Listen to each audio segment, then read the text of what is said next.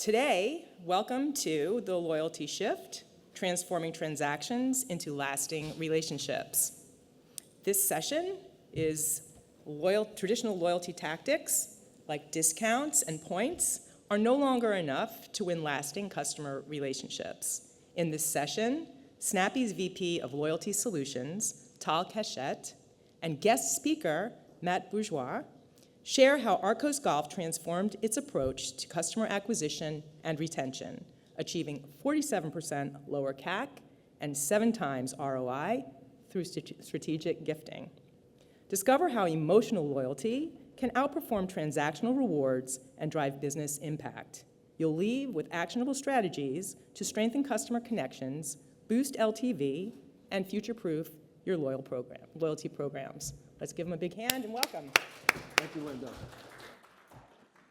Good afternoon. I asked my friend ChatGPT for an icebreaker for marketers, given that it's north of 100 degrees outside. And here's what I got. In the summer, the best marketing campaign shouldn't be loud. It should be refreshing. We are here to talk about the crossroads that's taking place on the customer engagement, customer relationship side.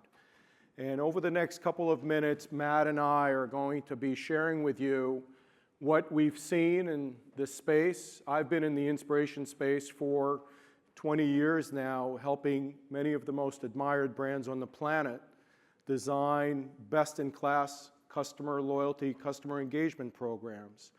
And we'll share a little bit about our findings and what we're, again, seeing in the marketplace. Matt is going to be sharing with you a really interesting case study from Arcos. And then we both are looking forward to sharing some of our recommendations, some key takeaways for you that you can start implementing today. And then we'll open it up for some Q&A. And so first off, as I mentioned, I've been in this space for a long time. We are an exciting crossroads today. You see, customers were used to, for years, to be rewarded in the old traditional way, where, as an example, if I'm going into a local coffee shop, my 12th cup of coffee will be free. And those punches, those holes will be punched on my card along the way. Or I can earn points, or earn cash, or let's say a discount back to a product. Those are the things that I've seen over the years, and that's what I would define as traditional. What we've seen most recently, that is diluting your brand. And so today, those traditional programs are diminishing the return. That's number one. Number two, what we're seeing is that customers are looking for an emotional connection with you and with your brands. They're looking to build a relationship with you. And so it is critical, again, to seize that, to take advantage of that. And we know that CAC, rising customer acquisition costs, is a norm. And if I were to ask you all to raise your hands if it's easy for you to go to your CFO and CEO and ask for more customer acquisition budget, no one would raise their hand today, because it's harder and harder to get more money, but at the same time, customer acquisition costs continue to climb. So what do? Well, you design a best-in-class program that, again, builds that emotional connection, and when you do, pay attention to the small font here on the slide. Your customers will stay longer and they'll spend more. And so just looking ahead and the now, again, it's critically important to build an emotional relationship with your customers. It can no longer be transactional. And so when we see our clients designing a best-in-class program, 3 things happen. First off, there's a higher conversion rate. Their perception of your brand goes up, and they spend more money. Critically important, right, to check off those boxes. As I mentioned, this is a space that I've loved for 20 years now. When I came into this space, what you see here is the traditional on the left side of the screen is what I used to design with alongside many of you over the years. But again, that drove transactional relationships.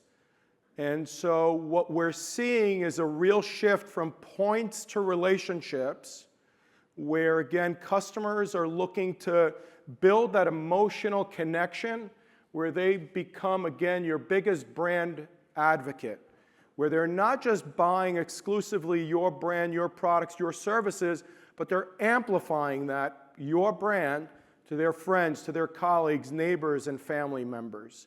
You do that with the things, again, that you see on the screen. Personalization. Talk to me like you know me. Talk to me, again, as though that relationship that you have with me is one-to-one.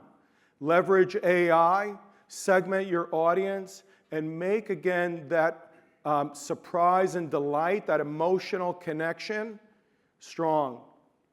And you will, again, seize on that shift. And so, as I mentioned before, there are crossroads. One of the things that we do is leverage data. I'm sure, like many of you, it's critically important for us to help our clients design programs that are, again, yielding the results that you need and want. What you're seeing here is something I refer to as an efficacy continuum, something critically important to marketing leaders such as yourselves. What you're seeing is, first of all, on the left, which is the lowest levels of efficacy that I need to get away from. Discounts, gift cards, cash, those, again, are driving transactions, right, as opposed to transforming relationships. And so what you want to do is to reward your customers with hedonic merchandise and or experiences, things they want versus things that they need. And so one other thing that I wanted to mention is we know that all of you, all of us, need to drive incremental year-over-year growth.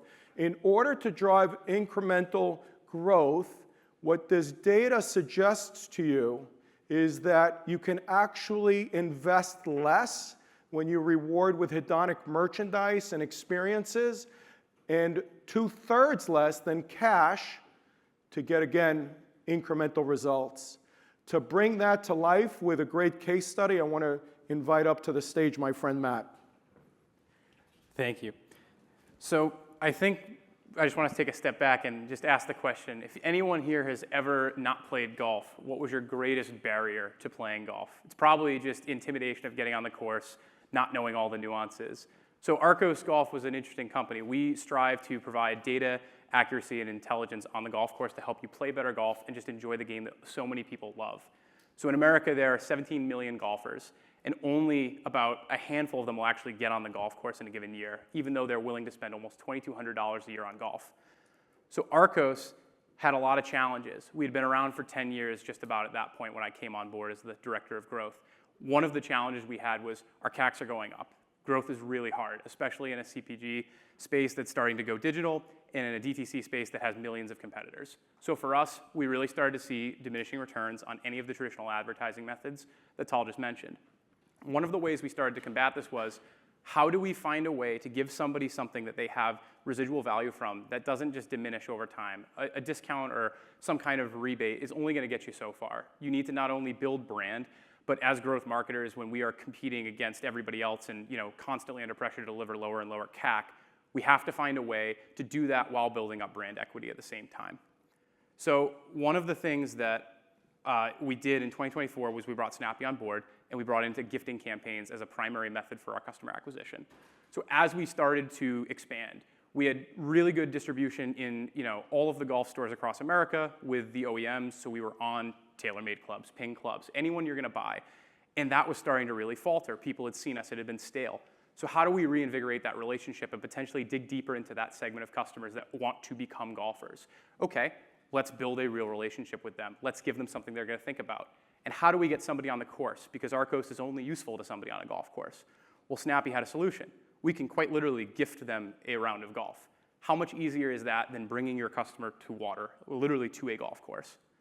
So for us, as we started to drive our flexible strategy and growth, it was like, okay, we've got Meta over here, We've got Snappy over here, and we've got kind of this bucket of stuff in the middle, like swag and events and giveaways. And like they work to an extent, but you've got to figure out eventually what the right mix of that is. And we really over-indexed on the meta spend. We were spending all this money on advertising to try and acquire a consumer who didn't even know where we were, didn't know why they needed us, or they didn't even appreciate how much their golf game could improve over time. So we wanted to do a better job of introducing ourselves and our brand and the value prop that we offer consumers. And that was what Snappy allowed us to do in spades. So as we get into some of the specifics of our, wow, there's a lot of notes on this slide. We get into the specifics of our of what we were actually able to deliver with Snappy. I think the thing that I'm most proud of is this middle gift box here. This 56% higher conversion rate from Snappy gifts. There's a really cool function within the platform that I like to leverage just as kind of an anecdote and just data points to grab. We looked at who thanked us. We looked at who actually took the time when they received a gift from us, whether that be a new consumer, somebody we reactivated through a resubscribe campaign, or somebody that we had just introduced ourselves to through a sales team. The people that took the time to write us a thank you and say, thank you for this gift, thank you for my Yeti water bottle, thank you for my round of golf, those customers renewed at almost 85%. I didn't have to spend a dime to reacquire them a year later. So Arcos being a challenge, not only being a consumer good, but also a digital subscription, it leverages Snappy at all the points in the consumer lifecycle. I think that was the one takeaway I would have, and we'll get into that in a moment. But as you think about scaling growth, scaling how you leverage gifting and you leverage loyalty, it has to be a consistent effort across the entire life cycle. If you are unable to win over retention now, you will lose later because your CAC will outpace your brand equity. And if you don't succeed at that, you get into this death spiral that a lot of DTC companies get into, where they just kill brand equity in sake of rising their top line. So I think for me, and as we talk about marketing as it scales, the greatest challenge is trying to find how to leverage both really high-touch initiatives like Snappy, meta spend, and just general brand equity building, and piecing them all together, because gifting is an integral part of what we do as growth marketers, and it is going to become much more important as you get later stage, particularly if you are a subscription company or somebody in the digital space. You need to have a physical, tangible asset that somebody will always reference and think of your brand, whether that be a round of golf they remember playing with their best friend, or that be a Yeti water bottle they pull out on the 18th hole. So with that, I think we'll get into kind of the takeaways. So thank you, Matt. As we're wrapping this up and gonna, again, transition into some Q&A, we thought it would be best to share with you one or two of our key takeaways from this discussion today, and then again, open it up to some Q&A. And so here are my two. First one. A couple of weeks ago, a member on my team and I, we met with a CMO of a Fortune 50 organization, and we spoke about their acquisition efforts and the fact that this customer is spending anywhere between $200 and $300 per customer acquisition, sending out gift cards, Visa, MasterCard gift cards. And I asked this CMO, well, how many did you send out in the first half of 2025? To which he said hundreds of thousands, of course. And so I asked, the next question was, well, how many thank yous did you get back? What do you think his answer was? And it's a rhetorical question, because I already know the answer, but I bet you do too. The answer is 0. Now, again, as marketers, what if you can turn that to Matt's success story to north of 50%? Where again, when you're building an emotional connection with your brand, your customers now have that highest level of efficacy where when you send them a gift, they actually write you a note of gratitude. I'm grateful to receive that gift from you, and now I'm going to become again your biggest brand advocate. Would that be of value to you and your organization? Build that emotional connection with your customers. Again, the days of transactional relationships is only in the rear diluting your brand, your products, your services. That's number one. Number two, I was at the Gartner Symposium a couple of weeks ago again with other marketing leaders, and one of the things we spoke about is how it's a real struggle to show results, an ROI on your campaigns, and how the traditional route 8% of the time is driving or yielding the results that you need and want. versus 88% of the time where you are a market shaper. So I would recommend that you, again, leave that traditional model behind, become a market shaper, and again, the results will follow. With that, I'd love for Matt to share a couple of key takeaways. Yeah, I really only have one, and it's a bit nuanced. I would say don't sacrifice the opportunities tomorrow for efficiencies today. If you have a really compelling product and you are able to see the LTV of a customer grow over time, don't waste all of that, earned capital on reducing your CAC. It will eventually catch up to you.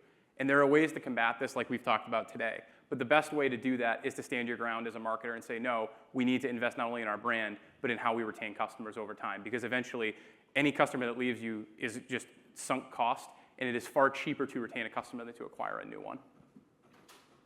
Thank you, Matt.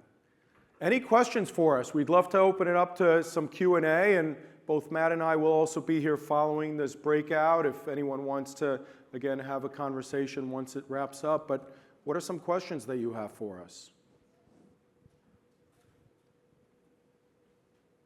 Questions? In the back? With the recommendation to move away from transactional rewards and more around tangible and experiential gifts, do you guys have any recommendations of specific experiential gifts that you've seen work that people should be looking into? So I would answer it in a two-part, and I'd love to get your answer, Matt, as well. First of all, again, I go back to personalization. The more you know about the customer, like I'm into mountain biking. If you gave me as an example an experience around going to British Columbia for mountain biking, well, guess what? I'll scratch and crawl my way to have that, right? Just as an example. So again, what is the data, what is the research telling us about the customer that we can leverage to make it that much more relevant and personal? The other piece is from a budget perspective, I would think about, do you want to make it deterministic or probabilistic? Right? Where, again, you want to design the program to be a do this, get that, or a sweepstakes model that controls your budget parameter. Those would be things that I would keep in mind. Great question. I would say, what can you offer that money can't buy? So an example of things that we do at the Long Drink are, I can put you on a private jet with Miles Teller to go play a round of golf at Augusta. There is no brand on earth that can offer you that other than we can, and it costs us $0 to do, and it's free marketing. We can create some absolutely creative assets out of that, run them everywhere, and just reinforce the constant brand sentiment of this is why you drink Long Drink. You're not just drinking a cocktail, you're part of something larger. Again, sounds cheesy out loud, but it does work, and it creates a ton of free earned media. I think that would be my recommendation. We did the same thing at Arcos. We could send you to the Ping Putter Vault in Scottsdale. Doesn't cost us a thing to do that, and you get the same fitting experience on a putter that any professional would have. So I think those are the things I index around as often as I can, and just try and find those pillars of your brand that you have some authentic roots in that you can really pull when you need to be efficient and get something really, meaningful out the door. Any other questions that we can help with? Yes, please. It's incredibly compelling. What's the cash flow profile? Sorry, thank you. My name's Lee. Hi. It's really compelling, but what's the cash flow profile of doing something like this, which seems like it'll definitely get a return because you've touched them emotionally and they've got a gift versus not doing it? I can take that one Sure. from the marketing lens. It's very flexible, and I was talking to Lauren over about this, just the benefits of Snappy overall. You only get billed for what is actually redeemed. This is not out of pocket. This is not committed. This is just out in the ether, and the second that one campaign expires, it can roll into the next. And I mean, for me, like standing up campaigns on a very tight budget on something that had never been proven before, this was really helpful. We could immediately shift money from one position to the other, to a different campaign, to a different group of customers, different segments, different gift collections to try and figure out, is it this type of gift that works? Is it that type of gift that works? Is it this group that resonates with this? So it offers you ultimate flexibility with very little cost. The other piece that I would add is that imagine sometimes you want to design something that is pay for performance. In other words, the investment is only going to be X if and when you're driving Y, right? So you can design a program, a customer engagement strategy that truly is, again, driving incremental results for the organization. And so the ROI, ROE is going to be there regardless. And so we would help define what that budget exposure is. We many times, again, as I mentioned before, leverage data to design a pro forma before a program starts to help establish a baseline, a budget parameter. Thank you very much.